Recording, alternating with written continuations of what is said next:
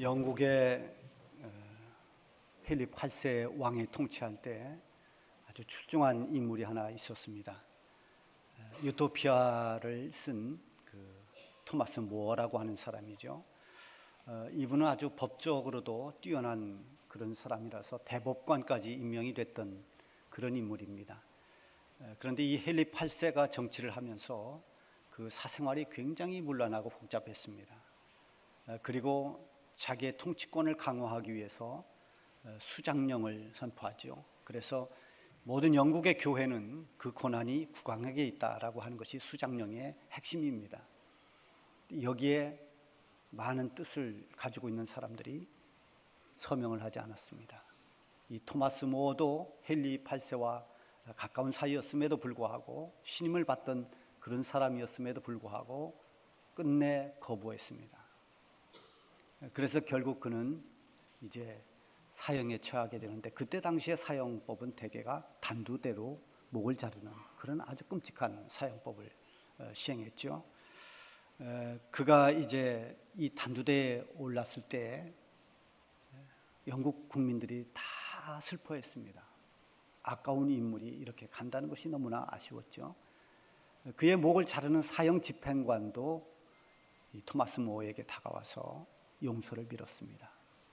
그때 토마스 모어가 그 사형을 집행하는 그에게 오히려 격려를 하면서 이렇게 말했습니다. 자네가 해야 할 일에 대해서 두려워하지 말게. 그리고 내 목은 짧으니 자를 때 조심하게. 여러분, 금방 이제 단두대의 목이 잘리는 그런 아주 공포스러운 그 순간에도 이 해학적인 유머를 할 수 있다는 여유가, 이게 보통 여유 있는 그런 데서 나오는 게 아닙니다. 헨리 모어는 아주 독실한 크리스찬이었고 늘 기도하는 사람이었습니다. 그리고 유머를 좋아하는 사람이었습니다. 그래서 그의 기도문에 이런 기도문이 남아 있습니다. 주님, 저에게 좋은 유머 감각을 주셔서 유머를 통해서 삶의 작은 기쁨들을 발견하게 하시고 이웃들과 이를 나눌 수 있는 은총을 내려주십시오. 여러분, 위기 속에서도 웃을 수 있는, 유머를 할 수 있는 이 여유는 하루 이틀에 되어지는 것이 아닙니다. 그 삶이 그렇게 살아왔기 때문에 자연스럽게 나온 것입니다. 이런 격언이 있습니다. 힘들 때 우는 것은 삼류다. 힘들 때 참는 것은 이류다. 힘들 때 웃을 수 있는 것은 인류다. 그만큼 힘들 때 웃기가 어렵다는 말이겠죠. 사도 바울이 옥중에 있으면서 빌립보 교회 성도들에게 강조한 것이 기쁨입니다. 옥중 생활이라고 하는 것은 참 고난이죠. 그런 고난이 한가운데 있는 사도 바울이 성도들에게 기뻐하라고 권면합니다. 기뻐하라. 내가 다시 말하노니 기뻐하라. 너희가 어떤 시련과 고난을 만난다 하더라도 하나님께서 너희들에게 주신 이 성도의 기쁨을 잃지 말고 살아가라고 권면한 말씀입니다. 여러분, 지나간 한 주간 동안 살아오면서 얼마나 웃으며 살아오셨습니까? 물론 슬픈 일을 만난 분도 있습니다. 또 지난 한 주간 동안 여러 가지 어려움을 겪은 분들도 있습니다. 이렇게 살면서 특수한 경우가 많이 생기기도 하지만, 그러나 우리가 평소에 살아가는 우리의 삶에 과연 나는 얼마나 웃으며 살아가고 있는가? 요즘 현대를 살아가는 현대인들이 스트레스가 많습니다. 계속 반복되는 여러 가지 일들로 인해서 스트레스가 가중되고 또 별로 웃을 일이 생기지 않습니다. 그래서 심리적으로 정신적으로 이렇게 어려움을 겪는 분들이 참 많아요. 그래서 웃음 치료라는 것도 나와서 벌써 웃음 치료를 많이 하고 있습니다.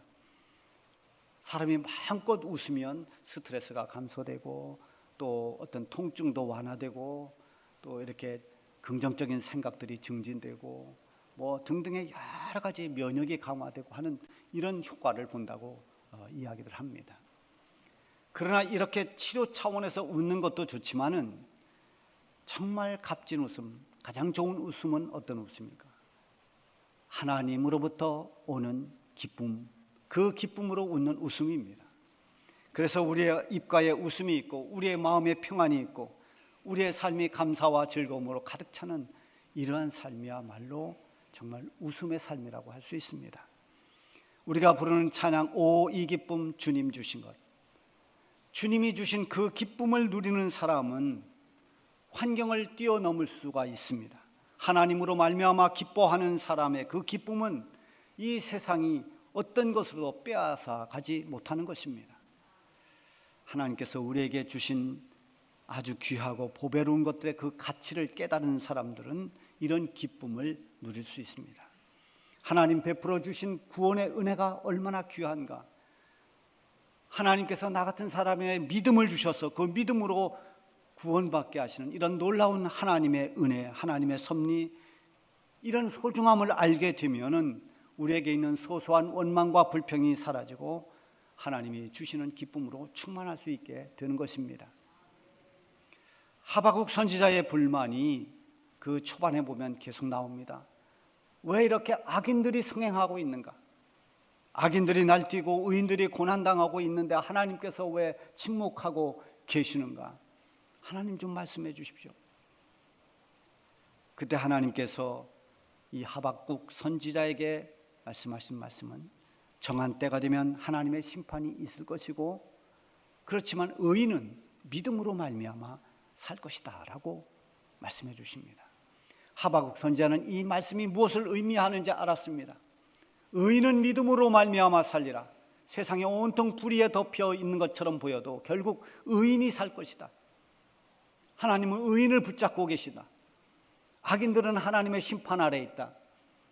그래서 지금까지 불의한 걸 쳐다보고 악인들을 쳐다보면서 늘 원망하고 불평하더니 하박국이 하나님을 바라보면서 하나님의 말씀을 붙잡고 하나님으로 말미암아 오는 그 기쁨을 누리기 시작했습니다. 그러면서 그가 유명한 고백을 하죠.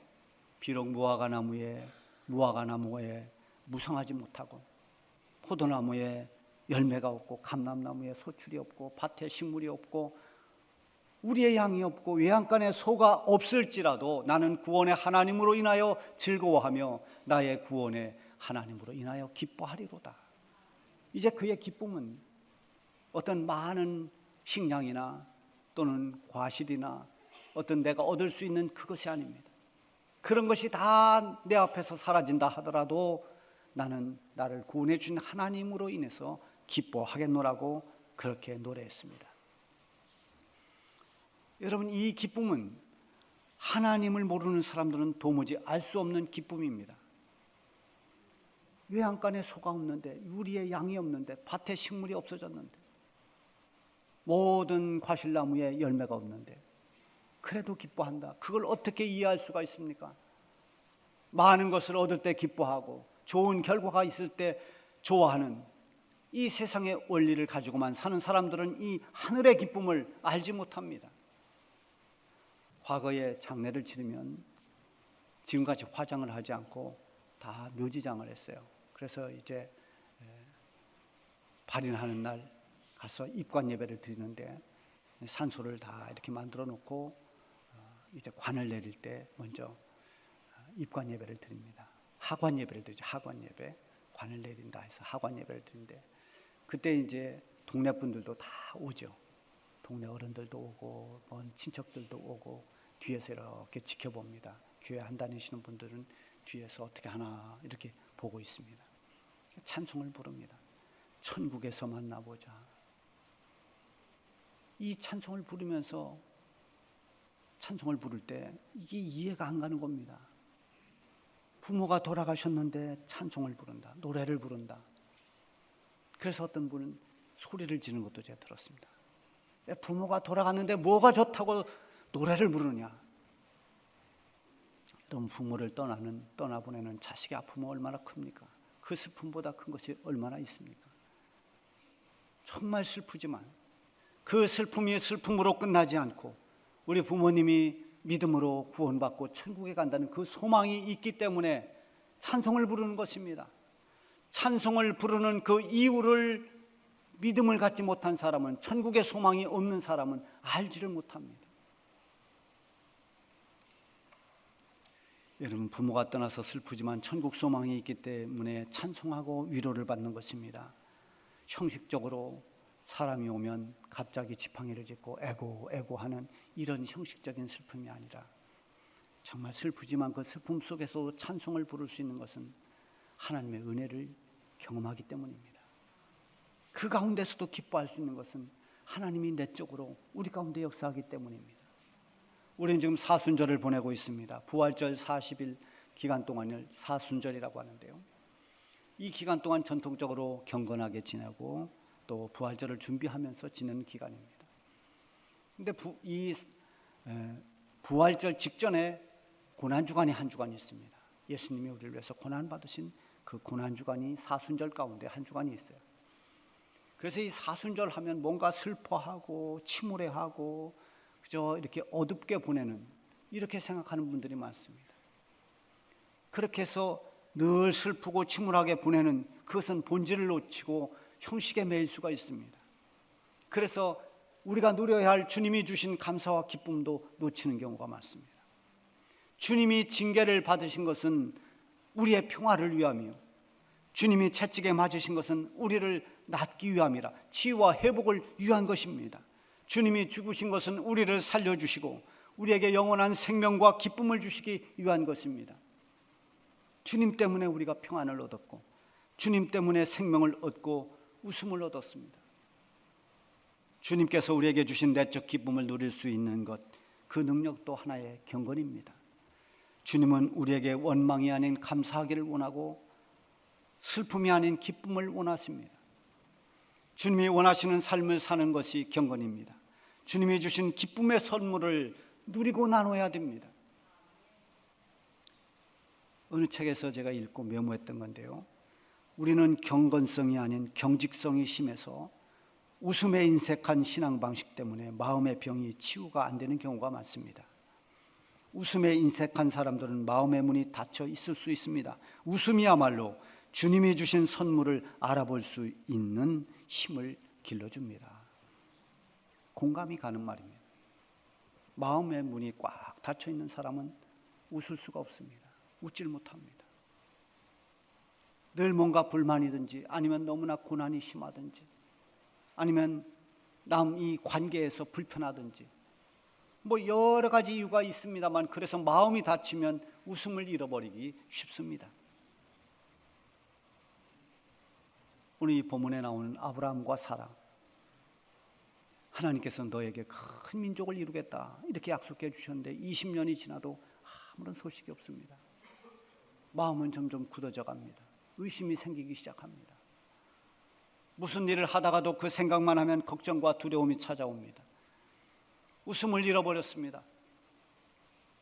밤잠을 이루지 못할 때가 많았습니다. 그래서 한때 인간적인 방법을 쓰기도 했습니다. 그러다가 아브라함이 100세가 되고 사라의 나이 90세가 되었을 때 하나님의 언약하신 그 약속이 이루어졌습니다. 오늘 1절에 보면은 여호와께서 말씀하신 대로 사라를 돌보셨고 여호와께서 말씀하신 대로 사라에게 행하셨으므로, 여기서 강조된 말씀이 여호와께서 말씀하신 대로. 하나님은 약속을 성취하는 분입니다. 성경을 통해서 말씀하신 하나님의 약속의 말씀은 1.1획도 빠짐없이 다 이루시는 하나님이신 것입니다.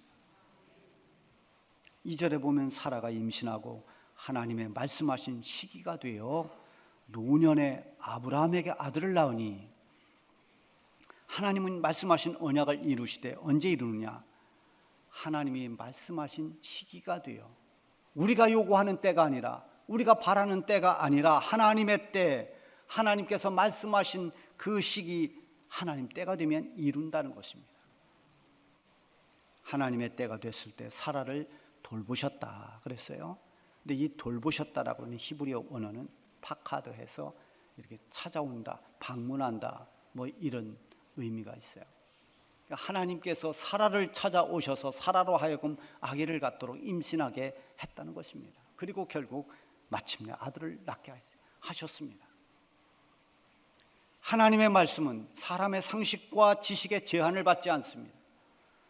하나님께서 이루시는 일은 사람의 판단에 갇혀 있지를 않습니다. 하나님께서 하시는 일은 사람의 불가능도 가능으로 만드시는 것입니다. 5절에 보면 아브라함이 아들을 얻었을 때의 나이가 100세라 그랬습니다. 여기에 다른 설명이 필요하지 않습니다.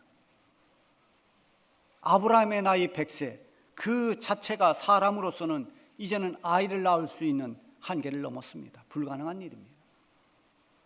그 불가능이 하나님께는 가능이 된 것입니다.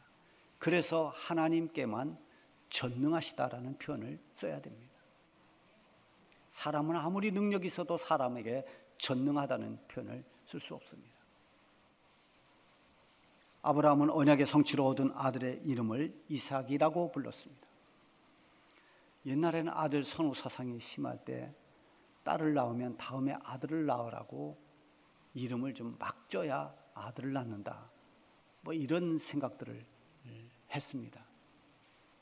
그래서 대충 져야 그 다음에 아들을 낳는다. 그래서 뭐 어릴 때 불렀던 갓난이, 언년이 이름 그대로 그냥 늙어서 세상 떠날 때까지 그 이름을 가지고 있던 분들이 많았어요. 또 다음에는 아들 꼭 붙들으라고 붙들이, 뭐 이런 이름이 흔하게 있었습니다. 저희 동네도 붙들이도 있고 언년이도 있었습니다. 근데 사실 사람의 이름이라고 하는 것은 평생 불러야 되기 때문에 정말 귀하게 잘 의미 있게 줘줘야 됩니다. 저도 첫 아이를 낳았을 때 며칠간을 고민하면서 어떻게 이름을 지을까, 이런 이름 저런 이름, 옆에서는 또 뭐라고 하라 연보라라고 하라 뭐 누가 막 그러는데 부르기는 좋지만 제가 의미를 생각하면서 하다가 하나님께서 첫 아이를 은혜로 주셨다 그래서 그 의미를 따서 이름을 줬어요. 아브라함이 100세에 얻은 아들 이 이름이 이삭입니다. 왜 많은 이름이 있는데 이삭이라고 했을까? 이츠하크라고 하는, 이건 그가 웃는다라는 뜻이에요. 이츠하크, 이삭 그랬죠. 아브라함의 아들의 이름이 웃는다는 이 뜻, 이것은 물론 하나님께서 미리 말씀해 주신 이름입니다. 네가 아들을 낳으면 이름을 이삭이라고 하라. 그리고 할례를 행하라. 이렇게 이삭을 하나님께서 아브라함 가정에 주심으로 해서 아브라함의 가정에 진정한 웃음을 주신 것입니다. 6절 7절에 보면 사라가 이르되 하나님이 나를 웃게 하시니 듣는 자가 다 나와 함께 웃으리로다. 또 이르되 사라가 자식들을 젖먹이겠다고 누가 아브라함에게 말하였으리오마는 아브라함의 노경에 내가 아들을 낳았도다 하니라. 늙은 사라가 자식을 낳아서 아기의 젖을 먹인다라는 건 상상할 수도 없는 일이었습니다.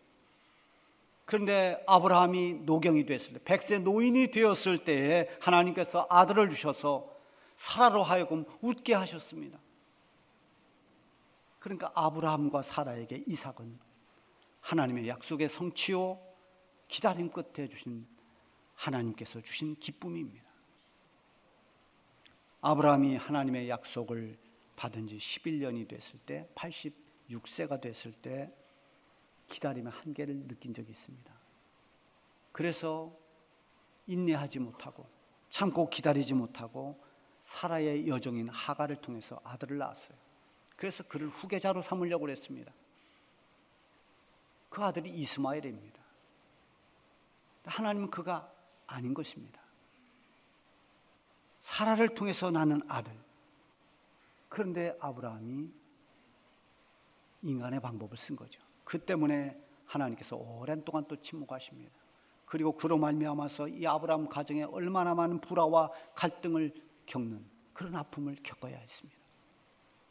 뭐 그것은 시대가 오래도 지금까지도 그 이삭과 이스마엘의 갈등은 지금도 나타나고 있습니다. 그동안 얼마나 애를 태우면서 응답의 때를 기다렸을까요? 때로는 포기하고 싶기도 하고 차라리 없던 일처럼 여기기도, 그렇게 잊어버리고 싶을 때도 있었을 것입니다. 심지어 이삭을 낳기 1년 전만 해도 아브라함과 사라에게 하나님께서 이제 곧 아들을 낳을 것이다 말씀하실 때에 그것도 의심했습니다. 그래서 아브라함도 속으로 웃었고 사라도 속으로 웃었습니다. 그 웃음은 정말 기뻐서 웃는 웃음이 아닙니다. 1년 전 그렇게 아들을 주실 것이라는 말씀에도 웃었던 이들이 정말 하나님께서 그 약속의 말씀대로 아들을 얻었을 때 진정한 웃음을 웃었습니다. 그 말씀이 이루어지자 그 아들 이름을 이삭이다, 웃음이다 라고 했고 또 할례도 행했습니다.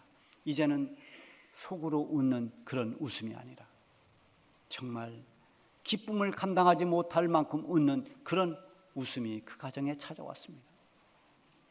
하나님께서 주신 이삭은 하나님께서 주신 웃음이었습니다.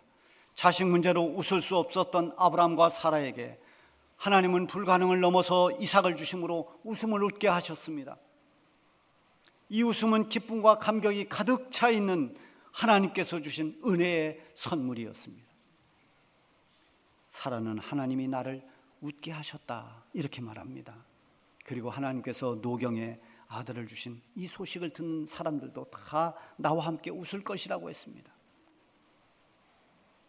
믿음의 조상인 아브라함의 가정에 하나님은 이삭을 주심으로 해서 그 가정으로 하여금 기쁨을 주시고 웃음을 웃게 하셨습니다. 그런 하나님께서 이제 아브라함의 후손인 믿음의 후손인 우리에게 이삭이 아닌 하나님의 독생자 예수님을 우리에게 주셨습니다. 그래서 우리로 하여금 웃게 하셨습니다. 죄 아래서 구원을 받을 만한 조그만 여지도 없던 우리였습니다. 사람의 힘으로는 불가능한 구원이었습니다. 구원은 마치 오를 수 없는 산과 같고 넘을 수 없는 벽과 같았습니다. 구원은 우리가 어떻게 해볼 수 없는 것이었습니다. 마치 사라의 경수가 다 끝난 지 오래가 돼서 생리적 현상으로는 아들을 낳는 것이 불가능해 보였던 것처럼 우리의 구원이 그랬습니다. 그런데 하나님께서 하나님의 사랑하는 독자 예수님을 우리에게 보내주셨습니다. 우리의 구주 되신 예수님을 우리에게 주신 것입니다. 그렇게 고대했던 메시아, 즉 구원자 예수님이 오심으로 해서 우리의 구원의 길이 활짝 열렸습니다. 절망과 두려움이 감격과 기쁨으로 바뀌었습니다. 죽음이 생명이 되고 탄식이 웃음이 되었습니다.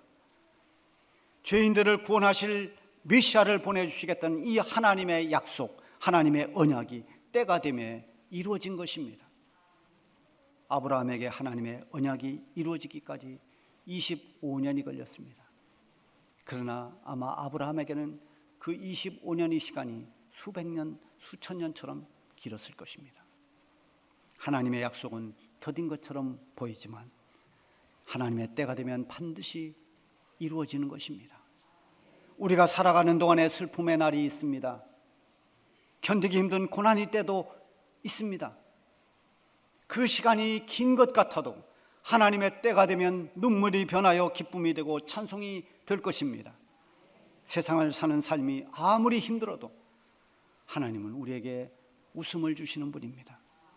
하나님 은혜에 감사하고 기뻐하는 그 웃음을 뺏기지 말고 잃지 말고 그렇게 살아가시기를 바랍니다. 기도하겠습니다.